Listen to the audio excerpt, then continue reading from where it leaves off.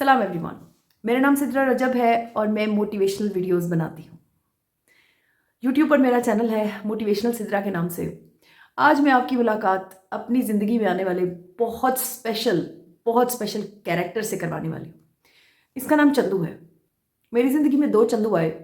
एक तो बहुत बचपन में, अगर मैं उसे कोट नहीं करूँगी तो जो अब वाला चंदू है, जो असली वाला चंदू है, उसकी आपको समझ नहीं आएगी।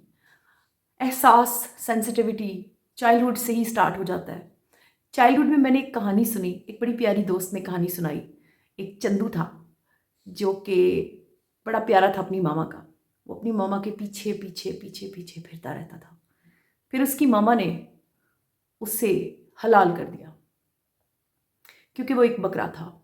और वो बकरा हलाल इसलिए किया कि वो मामा एक टीचर थी और उनके रास्ते में झुग्गी झोंपड़ी वाले बच्चे भीख नहीं मांगते थे, कहते थे बाजी बोटी दे दे। उसने एक दफ़ा रुक कर उनसे बातें की। ईद आने वाली थी तो फिर उसने अपना वो बकरा उनके अंदर बांट दिया और उन्होंने काफ़ी काफ़ी अरसे के बाद, काफ़ी तकलीफ दे वो कहानी थी जिसके अंदर उनकी गुर्बत और उनकी सारी सफरिंग्स थी, और फाइनली उन्होंने बकरा खाया, चंदू खाया। अब चलते हैं दूसरे चंदू की तरफ। वो चंदू आज तक मेरे साथ है, मेरे अंदर कई दफ़ा रिफ्लेक्ट करता है। मुझे फील होता है कि at points I belong to that Chandu. एक फिल्म है कंपनी, हो सके तो देखिए, उसके अंदर वो चंदू है। आप उसे बड़ी आसानी से रिकॉग्नाइज भी करेंगे और कई लोग उससे रिलेट भी करेंगे, जैसे मैं बहुत ज़्यादा खुद को रिलेट करती हूँ। वो चंदू सबके काम आया। वो चंदू मौके पर खड़ा रहा। वो चंदू तब तक हर इंसान को अच्छा समझता जब तक वो बुरा प्रूव ना हो जाए। उस चंदू के साथ मेरी बहुत सारी रिजेम्बलेंस है। मैंने बहुत दफ़ा ऐसी जगहों पर स्टैंड लिया जहाँ पर मेरी ज़रूरत थी। ज़रूरत, इसमें एक सेंटेंस आएगा इस फिल्म में, ज़रूरत उनकी नहीं, ज़रूरत मलिक की है। तो वो जो मलिक होते हैं ना, वो चंदू को इस्तेमाल करते हैं। यानी चंदू को आप बड़ी आसानी से एक प्ले थिंग समझ सकते हैं, एक ऐसा कैरेक्टर जो काम आता है, लोगों के काम आता है, लोगों पर भरोसा करता है, जो आसानी से किसी भी इंसान को अच्छा समझ लेता है।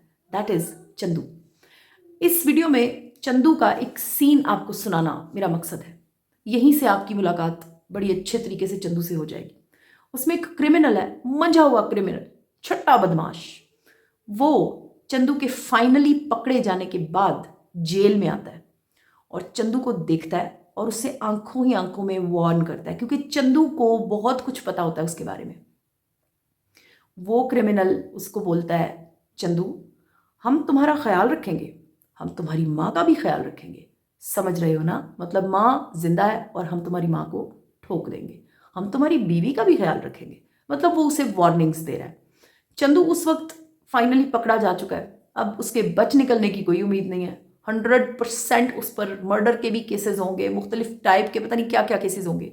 वो साथ खड़े पुलिस वाले की गन से बड़ी तेजी से, हालांकि वो बुरी तरह जख्मी भी होता है, लेकिन वो बड़ी तेजी से उसको मार देता है, उस क्रिमिनल को। और उसके बाद वो एक सेंटेंस बोलता है। वो सीनियर पुलिस ऑफिसर की तरफ देख के कहता है, इसके खिलाफ मेरे पास कोई सबूत नहीं था। जिंदगी में ऐसे बहुत सारे लोग आते हैं जिनको दिल चाहता है कि बस, क्योंकि पकड़े तो हम गए, अब हम जख्मी भी हो गए, now there is no chance, अब इसके खिलाफ कोई सबूत भी नहीं, अब इसको ठोकने का है। लेकिन ये है वो टेस्ट, ये है वो नर्व्स का टेस्ट, ये है वो हमारे होने का टेस्ट, जहां पर खुद को कंट्रोल करना है। हम लोग ना उतने मोतबर तो नहीं हो सकते जितना चंदू था, क्योंकि वो बहुत बड़ा था, बहुत बड़े बड़े क्राइम्स, बहुत बड़ा गेम। लेकिन असली ज़िंदगी में हम भी कहीं ना कहीं ऐसी सिचुएशंस में ज़रूर पकड़े जाते हैं, ज़रूर कैचअप होते हैं। ऐसे वक्त में हमेशा ख्याल रखें कि सामने वाला क्रिमिनल, जो डिसाइसिव क्रिमिनल है, हमें पता है उसके बारे में हर चीज़। अब हमारे पास जो गुंजाइश है ना, वो बजाय मज़ीद उस कीचड़ में लिथड़े खाने के, उससे बचना होना चाहिए। ये ना सोचें कि मेरे पास इसके खिलाफ कोई सबूत नहीं है तो ठा ठा ठा ठा, मतलब अब मैं उसे नंगा करूं या उसके बारे में एक्सपोज करूं या उस पर बात करूं, अपना वक्त ज़ाया करूं उस पर। No, try to straight away take a huge distance between that criminal and your self.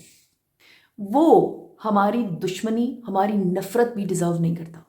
ये वो छोटी सी बात है जिसे हम समझे बगैर जिंदगी को घसीटते जाते हैं और अपने आप को गंदा करते चले जाते हैं। हम लोग ऐसे लोगों के मुंह लगते हैं जिनके बारे में हमारे पास श्योरली कोई सबूत नहीं होता, लेकिन वो डिसाइसिवली बहुत बुरे होते हैं, बड़ा नुकसान कर चुके होते हैं, लेकिन हम ये भूल जाते हैं कि हम भी उनका नुकसान करने की वजह है क्योंकि हमने उनकी बात सुनी है। Because we were staying there, हम उनकी मर्जी से वहां स्टे नहीं कर रहे थे, कुछ फायदा हमारा भी जुड़ा हुआ था। So shortly and precisely try to grab this reality seriously in your life. अगर आप गंदगी से, बुरे लोगों से बचना चाहते हैं तो सीखें इस बात को। ये एक गलती होती है और हम उसको मिटाने के लिए आगे सीरीज ऑफ मिस्टेक्स करते चले जाते हैं, गलती पे गलती, गलती पे गलती। ऐसा मत करें, उसको वहीं पर दफन करें। जो बंदा डिसाइड हो गया, खत्म हो गई बात, जस्ट किक ऑफ। हम लोग जो किक ऑफ नहीं करते ना, उसकी रीज़न ये कि हम अपना नुकसान काउंट करते रहते हैं, इतना नुकसान हो गया। भाई आप वो फायदा नहीं देख रहे जो उस फिल्थ को उतार फेंकने के बाद, जो उस पैरासाइट को उतार फेंकने के बाद आपका शुरू हो जाएगा at once. So shortly and precisely मुझे लगता है हम लोग, सभी लोग कहीं ना कहीं चंदू जरूर हैं, काम आते हैं, वावेला मचाते हैं, शोर करते हैं, सीरीज ऑफ मिस्टेक्स कमिट करते चले जाते हैं और इस छोटी सी रियलिटी को ग्रैब नहीं कर पाते कि हमारा नुकसान तब बंद हो जाएगा जब हम उस शख्स को किक ऑफ कर देंगे अपनी लाइफ में से। आपने अपनी कीमती वक्त में से मुझे वक्त दिया था, thank you so much, good bye.